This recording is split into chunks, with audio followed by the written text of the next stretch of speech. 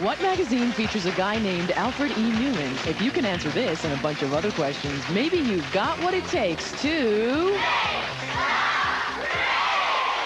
And here's your space age host, the greatest invention since the napkin, Lou Schneider.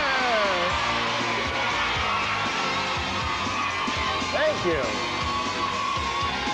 That's awfully kind of you, Maria. Hello, everybody, and welcome to Make the Grade, the fast-action game show featuring 3 bright kids and me. This video is brought to you by Patreon. Patreon! Would you like to phone a friend? Much has been said in this series about the transition Nickelodeon made in the handoff of presidency from Cy Schneider to Jerry Laybourne, which is often framed, here and elsewhere, as the transition between Nickelodeon being a stodgy, good-for-you, green vegetable channel to a fun, empowering place where a kid can be a kid. And in the broad strokes, that's all true, but it would be inaccurate to say that Laybourne wasn't interested in providing some form of good-for-you educational content. Her background coming into Nickelodeon in 1980 was in elementary education. She was the program manager during the height of the Green Vegetable Run, and was on first-name basis with parents groups concerned with the quality of children's programming, especially Peggy Sharon and Action for Children's Television. What Laybourne realized was that this kind of material couldn't be the main course of the channel. String beans may be good for you, but a meal of just string beans and nothing else is going to make you miserable. While much of the Schneider-era shows were tossed early on, some of them weren't. For example, Mr. Wizard's World kept producing new episodes up through 1989. In 1988, Nickelodeon renewed their focus on the preschool audience with the Nick Jr. block, which didn't yet air truly educational content, but did air stimulating shows like Pinwheel, Today's Special, and Sharon, Lois and Bram's Elephant Show. But the first fresh attempt at educational content on Nickelodeon under Laybourne came, quite unexpectedly, in the form of a game show. Double Dare was, of course, a major hit for the network, gave the channel the momentum to sign off on larger projects like original animation and their own television studio space in Florida. Double Dare's follow-up, Finders Keepers, was less well received, notably being the first Nick show that Peggy Sharon vocally disapproved of. Not a fan of seeing kids mindlessly trash a house in hopes of winning a CD player. Whether or not Sharon's opinions had any actual impact on production is unclear, but Nickelodeon would take a break from new game shows in 1988 to focus on their larger, behind-the-scenes projects. In 1989, Nickelodeon would premiere 2 new game shows, both of which would have some sort of educational bent to them. The first was Think Fast, which took the messy physical challenges of Double Dare and added a mental challenge spin, testing puzzle solving, spelling, and pattern recognition. The show evoked grade school iconography with its locker room main event, games set in actual classrooms, and host Michael Carrington dressed like a substitute teacher. But despite all that, Think Fast was still recognizably a Nickelodeon game show, with lots of mess, wacky characters, and fast-paced action. Their second game show of that year had none of that. In fact, if Cy Schneider had made a game show in the height of his presidency, it would probably look a lot like Make the Grade. In computer jargon, what does RAM stand for? Name one of the 4 Beatles. Are you ready for the first kid-tested, teacher-rejected brain game? Then Make the Grade. Weekdays at 6:30, 5:30 Central. Premiering on October 2nd, 1989, Make the Grade pits 3 middle school children against each other in a contest of knowledge. Questions are presented on a board, split into 7 categories, and those categories split into 7 different grade levels, elementary and then 7th through 12th grade. While categories changed episode to episode, you commonly saw math, English, history, physical education, science, classic school classes, with a few oddballs thrown in for flavor like cats and dogs, little people, or cartoons. Cartoons for 11th grade. This could give you the game. Okay, which Canadian Mountie on Rocky and Bullwinkle saves his girlfriend Nell from dastardly Snidely whiplash? Anybody? Oh, I'm sorry. Oh, Dudley Do-Right. Dudley Do-Right. That's what he sounds like. I'm not just doing that. These guys are looking at me like, what? Dudley Do Right, that's how he sounds. Go ahead, Corey. The goal of each game is to be the first player to correctly answer at least one question in every category and at least one question in every grade level. Correctly answering a question lights up the corresponding symbols on the player's board. If a contestant lights up their entire board, or has it the most lit up when time runs out, would be declared the winner and be awarded $500. The winning player would then go on to the honors round, a series of 7 rapid-fire questions. Each correct answer was worth an additional $100, and if the player got all 7 correctly, they would win $1,000, bringing their total winnings to $1,500. The arts. In the movies, who plays Batman? Michael Keaton. Right. Music. Who sang Man in the Mirror and Billie Jean? Michael Jackson. Right. English. Who wrote Tom Sawyer? Mark Twain. Right. Math. What's 10% of 50? 5. Right. Phys ed. In baseball, how many balls before you walk? 4. Right. Geography. What is the capital of Michigan? Lansing. Right. Social studies. Who is Vice President of the United States? Dan Quayle. Dan Quayle is right. And for that, you have picked up 7 correct answers. That's another $1,000. $500 for the game, $50 for the fire drill, $1,550. You are our champion today. Great job. Of course, it's not as simple as all that. There are more than just questions hidden on the board. There's free spaces, where if you land on them, you just win that spot. You get that category and grade level automatically. There's lose spaces, where you're forced to return one of your claimed spots on the board. There's the take spaces, where you can take a claimed spot from another player.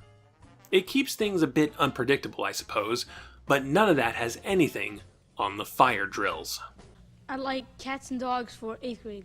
Cats and dogs for 8th grade fire drill. What did I tell you? All right, everybody, move quickly, but don't panic. Come over here to the fire drill area.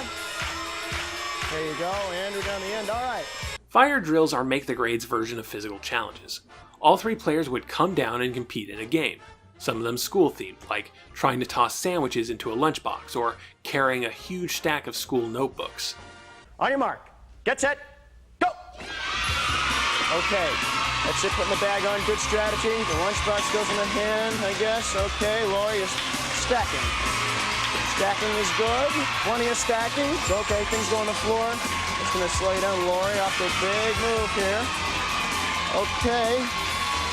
She's got it. We got first. We got a second. We got a first and second. Okay. But sometimes it was just playing skee-ball or assembling a puzzle. The 3 kids play for first, second, and third place. And the prize? Getting to choose which board to go back to. Meaning, you can snatch up another player's score if you succeed at the fire drill. Fire drills can change everything. They can take a player who hadn't answered a single question and put them in first place. They can send a player doing remarkably well crashing in the last place without hope. The fire drills are the cornerstone of Make the Grade. And I hate them. I hate them for a number of reasons. First off, with these fire drills scattered randomly across the board, there are times when they show up way too early to make a difference. Heck, a few times they end up being the first space uncovered in the episode, making it just a random physical challenge break with no benefits.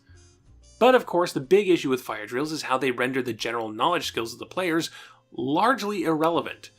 Why bother answering any questions when you can hold out for a fire drill, win it, and steal the best player's board, lit up like a Christmas tree? Frank, you won. What color are you going back to? Green. Green. Good choice. Very smart choice. Okay, put that down. You can go back. Come over here, Janelle. You can go back, Frank. Oh, I'll get it for you. A name tag, ladies and gentlemen. Frank, not only did you win the fire drill, congratulations, sir. Janelle, you can go back to your own. Go ahead, go back to red. Is that what you said? You want to go to blue? You can go to blue. You have your choice. Where'd you like to go? No, you can't go. You can only go to red. I'm sorry. It's the weightlessness. It's the zero gravity. I mean, that lunar atmosphere. Okay. I don't even know why they ask the winners of the fire drill what desk they want. There's only one strategy here. Make the Grade's first 2 seasons were hosted by the sleepy-eyed Lou Schneider, a young stand-up comedian and actor who had come out of Second City's improvisation workshops. Schneider is an absolute dork, never passing up an opportunity for a corny joke and making reference to how old he feels when the kids fail to answer a question about anything that happened before they were born. Cartoons 12. Sure. Which wonderful, wonderful cat reaches into his bag of tricks to get out of fixes? Anyone? No? Maybe a little older than you guys. Felix! Felix the cat. Felix! No, that's the professor. That's how he says it. Never mind. This works some of the time, and other times it falls flat, emphasizing how good Mark Summers was at wrangling these kids in. A little bit of a roll here. Go ahead, Ben. Could I, just see what I need? Sure. I'll sing. Please, There's a kind don't. of a hush. Oh, okay. Okay. Okay, I'll just behave. Still, dorky as he may be, Schneider does inject some life into what is otherwise a very flat and boring presentation. The show's announcer was Maria Melito, a New York radio DJ, and they try to recreate some of the magic Mark Summers and Harvey had on Double Dare, with Melito introducing Schneider in different ways every episode, and Schneider responding. And here's your space-age host, the spitting image of his mother's son, Lou Schneider. Aha. Thank you, Maria. Hello, everybody. You can't fool me. I look exactly like my brother, that means. No, I don't get it. Well, I don't know what that intro meant, but good evening, good day, good morning, whatever time of the day it is. It's evening. Hey, Lou, if Angelo joins you on your Harmonic Nose album, can I have a copy? All right. See you next time.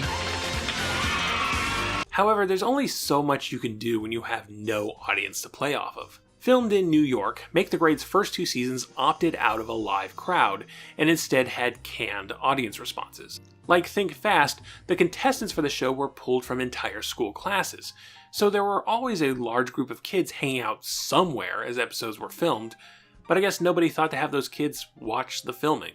The pacing for Make the Grade could very easily get out of whack.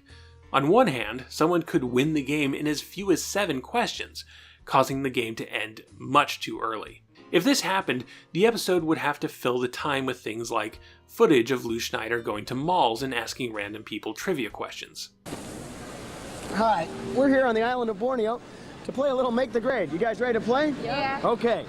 Don't forget to buzz in. What brand of detergent promises to get rid of ring around the collar? Whisk. Whisk is right. On the flip side, the fire drills had no time limits. They played them until first and second place were determined, and if the kids are doing particularly bad, this could really drag out the time. Make the Grade was created by Michael Klinghoffer, the 4th game show in a row Klinghoffer was involved in, and his first with a solo creator credit.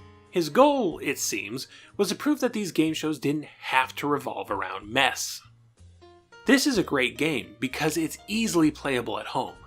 Though the subjects are academic, the questions are fun and interesting. Like many game shows for adults, there's a lot of game-playing strategy involved. And, unlike many game shows for kids, this one's not messy.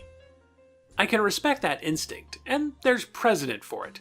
The very first game show for children, and among the first game shows ever, was Quiz Kids, which started as a radio game show in 1940. 5 hand-picked children of exceptional intelligence would compete in a quiz with an academic aesthetic. There were a number of revivals over the years, including one just a year after Make the Grade made its premiere, so clearly people were thinking there was a market for dry knowledge quizzes for children. I'll agree with Klinghoffer that not all of these game shows needed to be messy, and we'll see game shows down the line that aren't. But those shows, along with Double Dare, Finders Keepers, Think Fast, for all their differences and faults, they all aim to present a show kids would have fun being contestants on. On Make the Grade, you sit on uncomfortable stools, designed to show off your British Knights sneakers because British Knights is sponsoring the show, and you answer math questions without even an audience cheering you on. Make the Grade would end up being Klinghoffer's final television credit for Nickelodeon. The vice president of production, he had gotten his start as an associate director on Pinwheel and worked his way up to the on-air promotions department. In 1990, he would move to the Viacom co-owned Comedy Central. The development team also included Double Dare co-creator Robert Mittenthal, Think Fast co-developer Herb Scannell, and making her television credit debut, another big name in Nick history, Seema Zarghami. Zarghami had started on Nickelodeon in 1985 as a scheduling clerk, and by 1996 would work her way up to the position of general manager, and then to Nickelodeon president in 2006. Meaning 2 future Nick presidents worked on Make the Grade. Ed Kaloff did the score, of course, and Jeffrey Darby sat in his usual executive producer chair. For Season 2 of Make the Grade, the sets were polished up a bit, and the rules were tweaked. In the honors round, answering all 7 questions didn't win you $1,000, but a grand prize, often a vacation package to Universal Studios Florida. To help with the pacing, an occasional mini-game called the University Round was added. That episode's winner getting 5 additional questions to win as much as $1,000 additional dollars. So it really pays off to win the game as fast as possible. First University Round question. What is the smallest planet in our solar system? $50. Jimmy, your answer, please. Jupiter? That is incorrect, Jimmy. I'm afraid you can't go on. There are no more chances in this. But, Jimmy, let me just go through these questions to see how he would have done. Let's assume that you got that one right. Let's say. The show's 3rd season saw production move from New York to the newly constructed Nickelodeon studios in Florida. And as with Think Fast, this change in location necessitated a change in host. Lou Schneider had picked up some additional projects and couldn't move, including starring in his own, albeit short-lived show in 1990, Wish You Were Here, which I can only describe as a found-footage sitcom. He followed that up with another sitcom, Down the Shore, in 1992, the same year his stand-up act was featured on HBO's One Night Stand. Schneider's been working hard behind the scenes ever since. He wrote a bunch of episodes of Everybody Loves Raymond, he produced a bunch of episodes of The New Adventures of Old Christine, he directed a bunch of episodes of The Goldbergs, good stuff. His replacement for Season 3 was actor Rob Edward Morris, and, well, it's a bit of a downgrade. Schneider was perhaps overly corny, but Morris was kind of flat. The tennis stroke that puts a ball into play is called what? Anyone? Serve. Serve. We have 3 spacemen who are going to be participating with us today. As you can see, none of them have a face. Something happens to you in space, you lose your face in space. But we're going to get on. This was undoubtedly in part in the production schedule. A graduate of the Chicago Academy of the Arts and studying musical theater at the United States International University in San Diego, Morris didn't have any intention in becoming a game show host. My intention was never to become a game show host. I was called in for an audition. I read for it. They looked at me and said, "You look good. You can read, and your voice sounds good. Okay, you're hired." and there was no training. That's basically it. They give you a video and say, "Go home and look at this, and we start filming tomorrow." And that's how I ended up at 5th grade. Even to this day, I think about it, it was one of the hardest jobs I ever did. We filmed 5 shows a day. 5 shows a day. Now, it's challenging enough to film 1 show a day, to try and keep yourself together and all that. That's a lot of work for your first major gig, and game show host has an adjacent but still different set of skills than acting. I don't want to be too harsh on Morris here. Young guy, first major job. There are other places online that are a bit hyperbolic in their criticism of his work, but I can't deny it just didn't come together here nearly as well as it did for Schneider. This is the official Make the Grade alien food dispenser equipped with miniature vittles that are going to be dispensed towards the mouths of the alien. There was an actual live audience finally, that was good. However, the fire drill games got larger, more complicated, and worse. One game saw the kids throwing balls into this dish, which then sent the balls down one of these 3 tubes. If your tube fills up with the balls first, you win. But what tubes the balls go down is completely random. There's no actual skill involved, it's 100% luck. They may as well have been drawing straws. But that's got nothing on the Rover game, where they have to drive a remote-controlled truck down rocky terrain, collect a ball, then drive it back. The RC cars got stuck very easily on the rocks, and since the fire drill games don't have time limits, oh boy. Nicole, you're the winner coming over here. Keep going for second place. Second place. Second place. We're still looking for second place. And we're still having some problems here. Who's going to be the first one? The second one. We're looking for second place. Keep going for second. Keep going for second. Oh boy. Having some difficulties.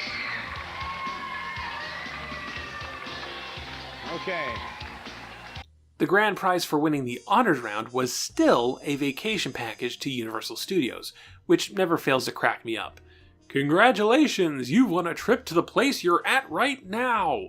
So with all of this in mind, I want to talk about one episode of Make the Grade in particular. Really show off the flaws in its designs. I don't think I've ever been so pissed at an episode of a game show before, let alone a children's game show. Okay, so it's season 3. Our contestants are 3 6th graders. Mark at the red desk, he builds baking soda volcanoes. Frank at the blue desk, he does distance running. And Megan at the yellow desk, she writes and performs in school plays. Megan gets the first question, and it quickly becomes apparent that she'll be the one to beat. 14. 14 times is correct. Softball. A softball is the biggest, yes. Prelude. The prelude, yes. Megan, you're on a roll here. Mark gets a few answers in, but it's not nearly enough to catch up with Megan, who is turning out to be the Ken Jennings or Amy Schneider of Make the Grade. And then there's Frank. Poor, out of his depth Frank. Frank only buzzes in for one question and gets it wrong. Okay. Tractor. That is incorrect, Frank. Megan is on a roll. It's only a handful of loose spaces that's keeping her from cleaning up early. And Morris, the host who's supposed to make this a fun time for everybody, starts getting visibly frustrated with her success. Okay, Megan. Germany. Germany, that's right. Okay. Megan, you're gonna ask me some more questions now? Go ahead and pick another one. Okay. Megan, go ahead, Megan, pick another one. There. After the first commercial break, Megan only needs 2 more questions, a 7th grade question and a home ec question. She goes music for 7. In the song, She'll Be Coming Round the Mountain, what will she be driving? Megan. 6 white horses. 6 white horses is correct. This is it. This is the moment for Megan to clinch the board and be the episode's champion.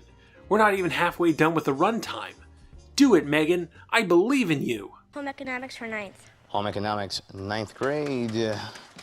That's a fire drill. Oh no. Oh no. This is the only time in all the episodes I watched that I started to suspect that the producers could manipulate the spaces where the fire drills showed up. Oftentimes, it really did feel random, but I can imagine someone behind the scenes going, whatever Megan's final question is, make sure it's a fire drill.